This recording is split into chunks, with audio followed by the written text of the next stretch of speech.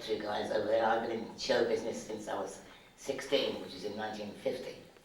And when I left school and went straight into a review, which toured England and Ireland and Scotland and Wales with about 25 little people like myself, dwarfs and midgets, which, you know, there's a difference, but I won't bother going into all that now. And all kinds of little people, and that was great. I really enjoyed it. We toured the country week by week, a different theatre.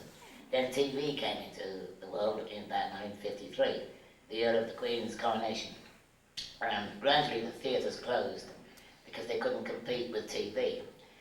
And then I was sort of struggling for a while, and I did a bit of circus and a bit of disc jockeying in London at the Lyceum in the Strand, and the Ritz in Manchester. I was playing harmonica with the band and singing Robin Hood, Robin Hood, riding through the glen, and I was clowning around on stage, and I really enjoyed that. And then I got into an ice show. The manager of Shirley Bassey was called Mike Sullivan, and he had an ice show in Norwich, which is a beautiful city in East Anglia, on the east side of England. And he said, "Do you want to do a job?" Jimmy Green or somebody, I was just a comedy character. So I had to learn to skate, ice skate. I went down to Streatham Ice Rink in London, learned to skate, did the show, met the ice skaters. They said, "Well, you should be in Blackpool for the summer season, go 20-week season." So that was for me. So I got into the Blackpool ice show, and I did. Then I was in Babes in the Wood at Christmas, playing a dog in the pantomime. And I did like 6 shows in the ice show in Blackpool, and 6 shows in the pantomime all over the country every Christmas. And in between times, I played harmonica and sold raffle tickets at the Ritz in Manchester. So I kept working. You know, it wasn't well paid, but it kept me going. And then I got into the big ice shows at Wembley, and that was a big jump for me. I was in big time then with the ice shows, and we did Walt Disney's Snow White with a mask on. I was dopey, by the way. And from then on, of course, no one knew at the time it was going to be a big success. And I thought, and I turned it down, honestly turned it down 3 times, because we were on television. And we were working in the hotels like this in London. And we were working all the time, and living at home as well, which was great. And we were both married, we both had kids. So it was nice to be able to work all the time and live at home all the time, which in show business is almost unheard of. Unless you've got your work and you're lucky where you live. So anyway, we had a lucky place. We lived there and worked there for about 10 years. And then Star Wars came in, and I said, "No, I'd rather do what I'm doing." I said, "Well, you can still do what you're doing. You can still film in the daytime and cabaret at night," which is what we did. Thanks very much.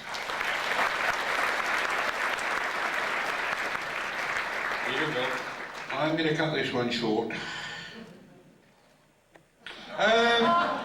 You're looking at me for?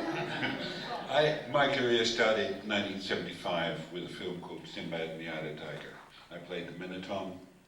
18 months later, Star Wars comes along, and when usually people say, "What sort of interview was it?" I can tell them that it was 20 minutes looking at drawings, talking to George, and that was it.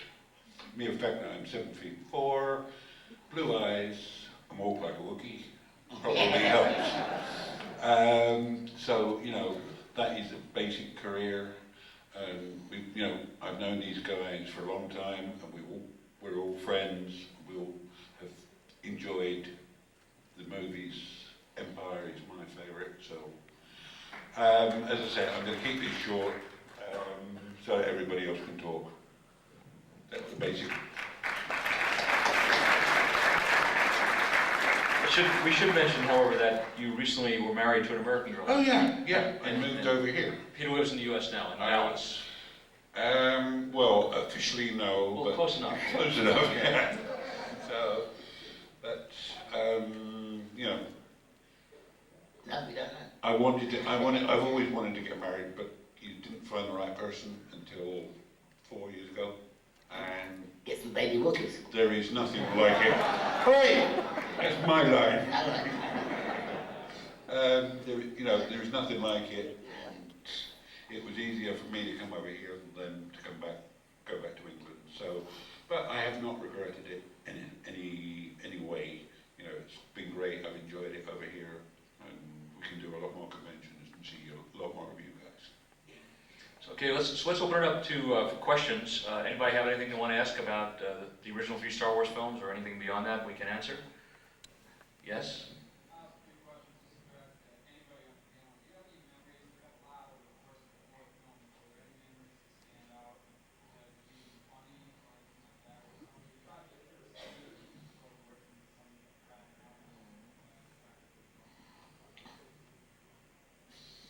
Well, we've all got bits and pieces. Dave's got one, haven't you? Well, your grand entrance. Yes. Well, I mean, there were all sorts of mistakes and what I call bloopers and things like this, during the course of the movie. I always said, when people say to me, what's the most memorable thing that happened to you during the course of the movie? So I said, my most memorable memory was opening the paycheck for when my first residual check came in on Empire Strikes Back, which I thought was absolutely wonderful. All this money had suddenly arrived on my doorstep, and working in Star Wars was hard work. It wasn't an easy film not to work on, not for me anyway. I had the deprivations of the costume, and the mask and helmet were a big major problem, and because the heat used to rise up in the costume. I kept misting up the eyepieces, and you couldn't see where you were going, and kept on darkening the eyepieces because they kept on saying they could see my eyes flickering behind the mask. And then they eventually finished up by blacking my face over completely, so that you couldn't see anything whatsoever of me through the eyepieces. But no, the most memorable one, the most memorable blooper we had was when they were trying to recreate my entry in Star Wars in the ice caves in Hoth on Empire Strikes Back, and they hauled us up, and we were going to make this big entrance. I had a couple of stuntmen in front of me, and there was me, and there was about 6 or 8 stormtroopers behind, and we were going to make our big entrance, through this cave. And so what they did, they blocked the whole of the front of the cave up with polystyrene blocks, and then put the explosive charges in. And on action, the idea is that the whole thing blows out, and then the two stuntmen who were there to take the blast, as it were, and make certain I don't get injured. Make their entrance into the caves, or out of the caves, as it were. And then I follow, and then all the stormtroopers follow on behind me. And they unfortunately put too much explosive into and it practically blew the studio up. And there was polystyrene and smoke everywhere, and there was all these pieces and pieces falling all over the place. And the 2 stormtroopers heard the word action and sort of dashed in and fell over all the rubble that was on the floor. And I'm now ready to make my big entrance. And I start to walk, and all of a sudden I'm sort of almost like bending backwards, because one of the stormtroopers behind me has got his foot on my cloak. And eventually the cloak snaps at the neck, and I sort of lurch forward, and I walk in and I fall over the 2 stuntmen on the floor. And then with that, and then of course all the other stormtroopers pile in. And next thing you know, there's one huge, great pile of bodies on the floor. So, that was my main one. Well, if I may answer your question, I thought, when I turned the movie down, I thought, well, that if Alec Guinness is in it, he knows more about movie making than I never know. Now, if he's in it, it must be going to be a good movie eventually, because Alec Guinness wouldn't just sign himself away for a non-event, So I thought, well, I'll take a chance on this one. And then we were out in Tunisia, and I was walking along the street when I wasn't filming one day, and he stopped in his Mercedes with his chauffeur and his wife. And what are you doing today, Kenny? I said, nothing, I'm just wandering around. What are you doing in Tunisia? There's nothing much you can do, really. He said, we're going to go out and look at an oasis. Do you want to come with us? I said, yeah, that'd be good. So I jumped in the car. He took me out to this oasis with his wife, and she was sitting on the sand dunes sketching, because she was very good at sketching quickly.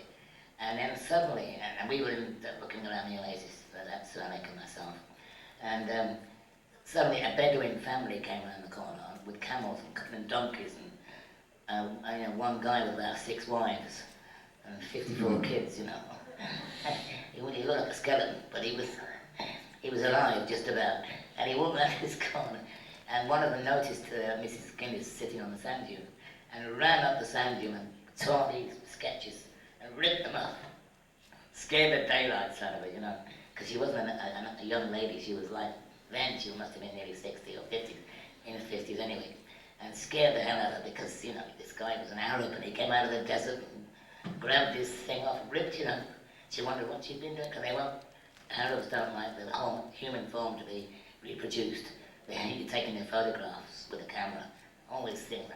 That was quite an interesting day, happens anyway. Nice guy, I think, and he's very nice, very humble, very quietly spoken. And like you say, he doesn't want to be associated with the Star Wars films. I think because it was beneath his acting ability, to be honest. He would rather do something like Shakespeare or something heavier. And I don't know why he didn't. He must have made a fortune out of it. Probably more money than he made out of all the other films he ever made. But he, as you say, he disassociated with himself with it, which was a shame, really, because he was a nice guy, really. Somebody else? I obviously had a working relationship with him because I obviously had to kill him in the finish. So I mean, I used to rehearse with Peter Diamond, who was the stunt ranger. I used to read, my rehearsals, and then Alec used to rehearse with somebody else.